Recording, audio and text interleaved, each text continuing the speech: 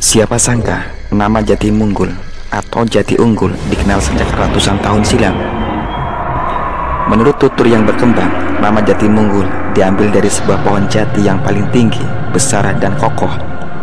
Di manakah letak jejak pohon jati yang unggul itu, dan bagaimana kisahnya?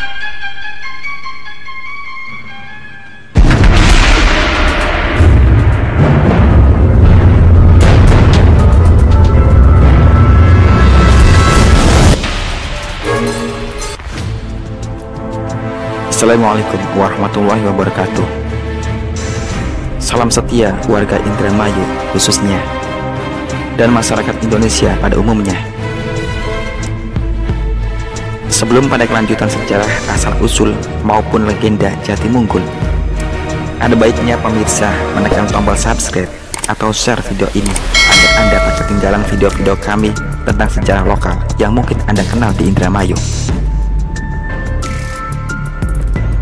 Sebuah desa di wilayah Kecamatan Trisi, Kabupaten Indramayu, Jawa Barat ini sejak lama dikenal dengan nama Jati Munggul. Awalnya, Jati Munggul merupakan bagian dari desa Raja Singa. Kemudian pada tahun 1981, setelah diadakan pemekaran desa, di mana Jati Munggul saat itu masuk dalam desa Jati Mulia. Sebelum akhirnya, atas prakarsa para tokoh masyarakat, pada tahun 1983, Jati Munggul mulai membentuk desa sendiri.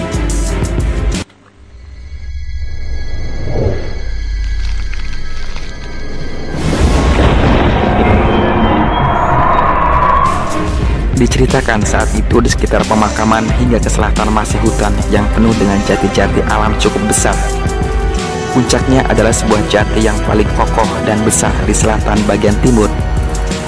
Menurut tutur yang berkembang, nama Jati Munggul diambil dari sebuah pohon jati yang paling tinggi, besar, dan kokoh. Lokasinya berada di sebelah timur, tak jauh dari bantaran Sungai Cipanas. Dikisahkan di masa perkembangan Islam di Cirebon dan sekitarnya, diadakan pembangunan masjid di daerah Cirebon. Beberapa utusan terpilih ditugaskan mencari kayu jati di hutan-hutan di wilayah Cirebon dan Indramayu. Para gegeden Cirebon diperintahkan mencari jati yang berkualitas unggul, tinggi besar, dan kokoh untuk pelengkap masjid di Cirebon.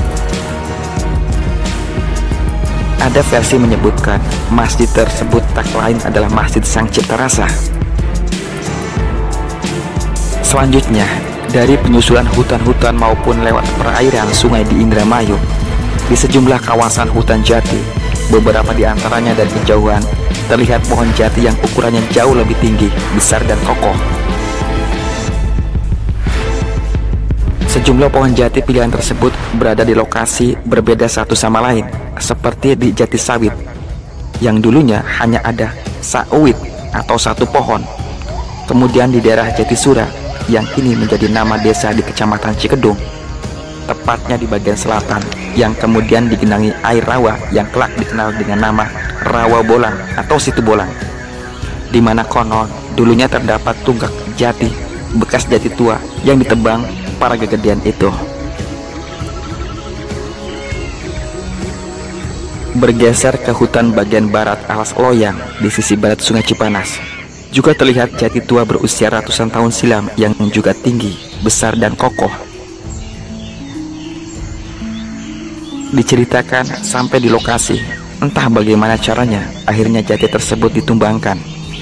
Selanjutnya, pohon itu dibawa ke Cirebon, baik lewat darat dengan peralatan dan kemampuan saat itu, atau bisa juga dihanyutkan di Sungai Cipanas sebelum akhirnya merapat ke laut. Kemudian setelah jati lain terkumpul, segera diantar dengan kapal menuju pusat Cirebon.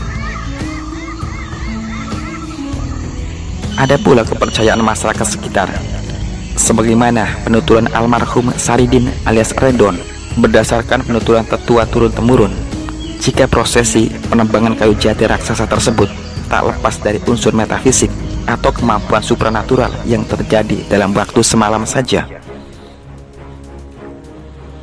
Setelah tumbang, keesokan harinya dibawalah jati itu mengikuti aliran Sungai Cipanas yang berhulu dari Sumedang menuju ke utara melewati Kecamatan Trisi, Losarang, Kandang Haur, lalu bermuara di Laut Jawa. Wallahu a'lam. Diceritakan, batang utama pohon jati raksasa itu telah hilang, menyisakan tunggaknya yang lebar.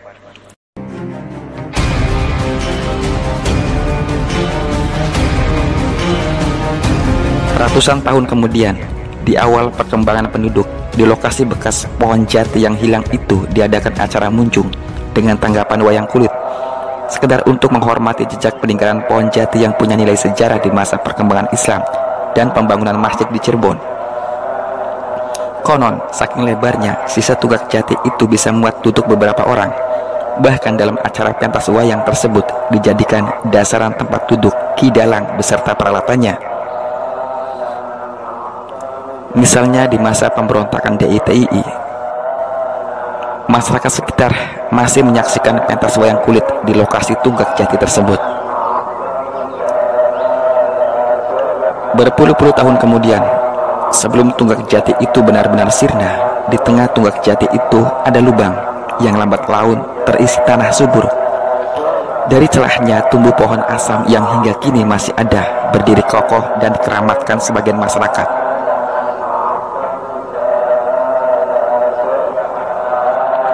Pohon asam yang kini berbalut kain putih itu dikenal dengan sebutan buyut asam.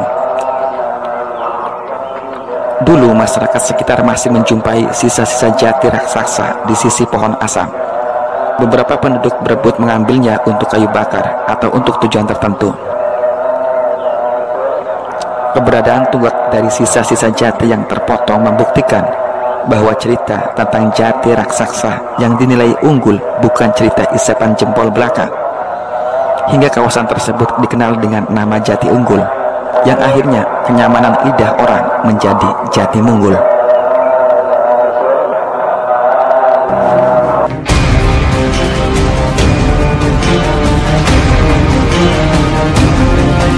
Sebuah jati tua berdiri kokoh di tengah pemukiman warga Jati Munggul bagian timur. Meski sudah tak berkembang disebabkan kondisi yang semakin menua, pohon jati yang dinilai bersejarah ini tetap dijaga keberadaannya. Bahkan tiap tahunnya diadakan acara munjungan dengan pentas kesenian daerah seperti wayang kulit.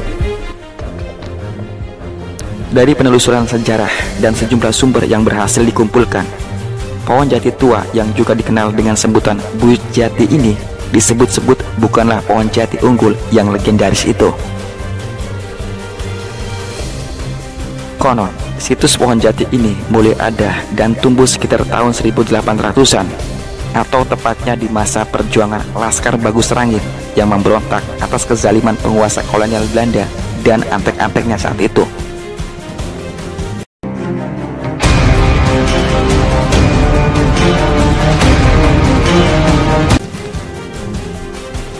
Dalam naskah Babat Dermayu dan Babat Cikedung, serta tradisi lisan masyarakat lainnya, Bagus Rangin, tokoh pejuang kelahiran Bantar Jati yang memerintah di wilayah Jati 7 bersama pengikutnya yang tersebar di wilayah Majalengka, Indramayu, Cirebon, dan sekitarnya.